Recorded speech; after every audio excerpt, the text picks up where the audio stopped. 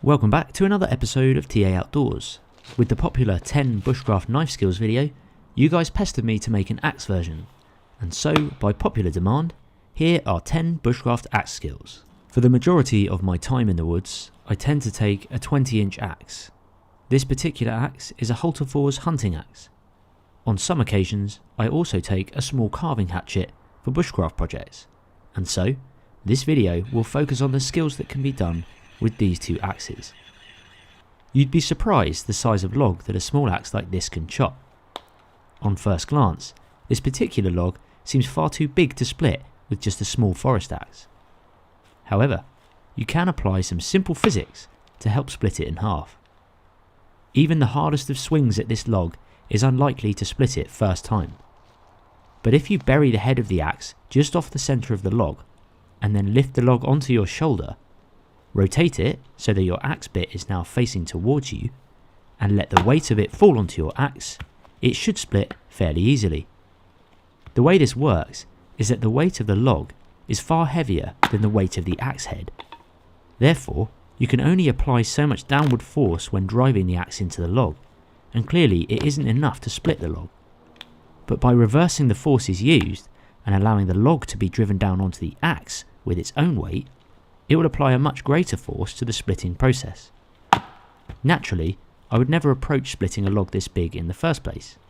However, here is a slightly smaller log that is still fairly ambitious for this small forest axe to split.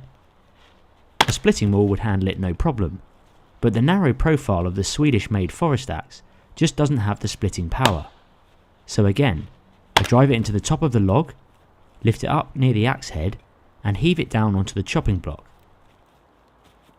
It's a fairly satisfying way of splitting a log, but it's not worth putting your back out trying to lift the log each time. You'll soon tire of doing this regularly. So what if you find yourself out in the woods and you don't have any flat chopping block to split wood on, and the saw you have is too small to cut any decent diameter chopping log? If you can find a sturdy dead tree on the ground, this is all you need to split down your firewood. Place the wood against the trunk of the tree, making sure that the top of the log is resting firm against the trunk. Keep your legs apart and bend your knees. Then simply swing down against the top part of the log, making sure you are driving the axe head towards the tree trunk. That way, if the axe misses, it buries into the tree trunk itself and not into the ground, or more importantly, not into your leg. Once you have split the round of the log, it is much easier to split it down further, as you have a flat surface to keep the log sturdy when resting against the trunk. I find this method a fast way of splitting logs, but it's always important to keep legs bent and drive the axe head towards the ground or tree trunk. The larger the log you are splitting it against, the safer it is. If the trunk on the ground has any form of springiness to it, don't use it and find something that is solid and doesn't move. Axe injuries often occur when the motion is repetitive and you are tired. It's easy to lose focus in that split second and cause something to go wrong. Often, this is when doing a simple task such as cutting kindling. Trying to split down logs into kindling by just holding your hand there and quickly moving it out of the way is something probably most of us have done or still do. But by just grabbing a loose piece of kindling and holding this against the upright instead, it will increase the distance of the axe head from your hand and greatly reduce the chance of injury. If you swing and miss, your hands are nowhere near the axe head. The best method I find for splitting down wood to kindling size is to hold the log parallel against the axe handle. Make sure that the cutting edge of the axe is directly over the middle of the log and the other end of the log is against the axe handle. I then wrap my fingers around the edge of the log to keep it firmly against this handle. Then it's just a case of bringing the axe and log down at the same time against the chopping block or solid log, and it should split straight along the middle. Once it has been split once, it's much easier to split into thinner pieces, as there will generally be a flat section for the log to sit against the chopping block.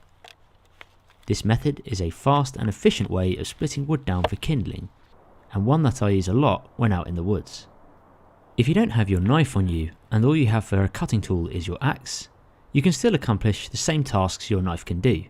For example, to cut cordage, rest your axe between your legs with the cutting edge facing up, and then run your cordage along the edge to cut it. But be aware the cutting edge is facing you, so keep your fingers well clear of it. The carving hatchet I have has much less of a convex grind than my Hultifor's hunting axe. It has been designed to take chunks of material off small pieces of wood to make items such as bowls, cookers and spoons.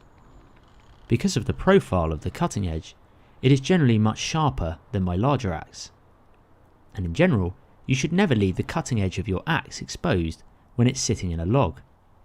This can result in injury, especially if it's on the edge of a log where you or your dog could walk past it and catch yourself on it.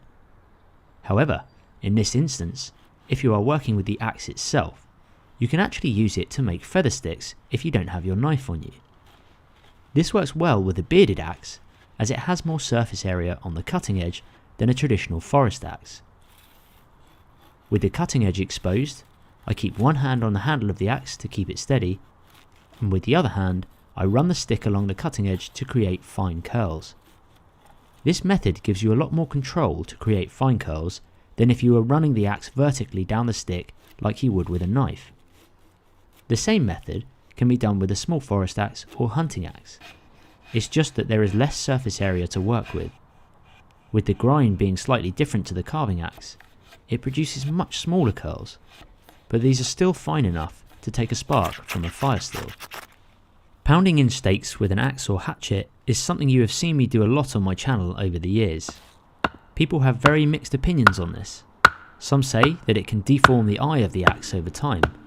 Personally, if the pole of the axe is solid enough, then it should be able to handle it. Many axes nowadays have a larger hardened pole purely for this reason. Another question that I do get asked is how dangerous it can be with the cutting edge of the axe facing me. If it comes off, it could cause damage. If you watch my videos, you'll see that I tend to lean my head to one side when pounding stakes into the ground. Many people pound stakes in with the leather sheath still on the axe. I can tell you that from personal experience, I have had 3 leather axe sheaths destroyed from doing this. What happens is the force of the axe head hitting the stake sends shockwaves through the top of the leather sheath, and eventually the cutting edge of the axe will pierce through the stitching or rivets, and eventually the sheath will fail. Another method you could do is to turn the axe on its side so that the cutting edge is facing away from you. Often you will need an axe with more of a square cheek to it for this method to work well, but it can still be done. Often when making stakes, I will make a number of stepped slice cuts before making the main slice cut to remove the material. The stepped cuts allow you to take off much more material than simply slamming the axe down in one hard stroke. It also allows you to take a longer section of wood away. This not only works well when making points to a stick, but also when trying to cut a straight line when carving things like handles for spoons and spatulas. Axes can not only be used to fell trees, but also split large diameter logs in half. In this example, we're splitting a large cedar log with 2 axes and a number of wood wedges. The wood wedges not only help to prevent your axe getting stuck into the log, but they also encourage the log to split fairly evenly along the length. You can also use a large stick as a mallet to help drive the wedges and axe deeper into the wood. The wedges were made using an axe. In theory, this entire log could be split with just one axe, but we were splitting this log during the winter months and we had limited daylight hours to film, so naturally 2 axes were better than 1. And the last and arguably the most important axe skill, sharpening. There are so many different ways to sharpen your axe, but the one I find works best for me is a sharpening puck. This is a circular sharpening stone with a coarse side and a smooth side. Whenever the cutting edge on my axe feels as if it's starting to go dull, I use this sharpening stone to bring it back to sharpness. Some people put oil on their sharpening stones, but for me I just either use a bit of water or some good old fashioned spit. I begin by using the coarse side of the stone and run it across the bevel in circular motions. The main difference I find with sharpening an axe compared to a knife is that the axe tends to have a large convex bevel. If you were just to focus on sharpening the cutting edge of the axe, then you would end up changing the profile of it and potentially creating a micro bevel. So with the axe, you need to cover the whole bevel and not just the cutting edge in order to keep the profile true. One side of the axe tends to be easier to sharpen due to the way you hold it. When I flip the axe round, I place the handle on my shoulder as close to my cheek as possible so that I can see down the edge of the axe. After using the coarse side, I flip the stone over to use the smooth side, and this is where the axe can be made much sharper. After a while, you will start to see a burr of small pieces of metal gathering on the cutting edge. This shows that you are removing material. Once both sides are done evenly and the edge is sharp, I finish it off by stropping the axe across a piece of leather to remove the burr and hone the edge. Sharpening an axe can be tricky. It's something that will get easier the more you do it, and the more you understand your particular axe profile. And that's it. 10 skills that you can do with a bushcraft axe or hatchet when out in the woods. Big thanks to everyone who watched this episode, and be sure to check out Bushcraft and Survival Skills playlist in the video description to watch more videos like this. Cheers for watching folks, and I'll see you in the next one.